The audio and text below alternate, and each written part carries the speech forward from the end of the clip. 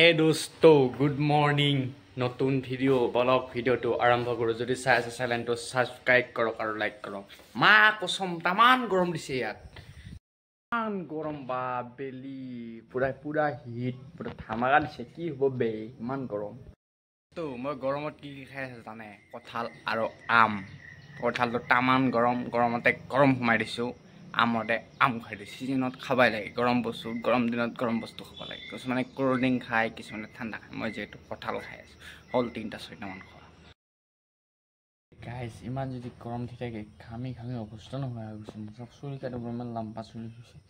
ঘৰত থাকিলেও ফেনে কাম নকৰে কুলাৰে কাম নকৰে আহি গাত বহি থাকিব লগা হৈছে গছৰ ওচৰত চাওকচোন এনেকা গৰম লাগে বৰষুণ দিব লাগে নাই কি হ'ব বে এই গৰমত এতিয়া ৰ'দ মাৰিছে না মানুহ ক'ত গৈছে কি মানে গমে পোৱা নাই কেতিয়াবা 35 কেতিয়াবা 36 কেতিয়াবা 40 এনেকা মানে গুৱাহাটীতো জানে আৰু গৰম আছে মানে গাঁৱত থাকিও ইমান গৰম চাক পাহাৰত ইমান গছ গছনি আছে তথাপি থাকিব পৰা নাই মানুহে গছ গছনি কাটাৰ ফলতে এনেকা গৰম হৈছে আৰু জুলাই মাহটো আছে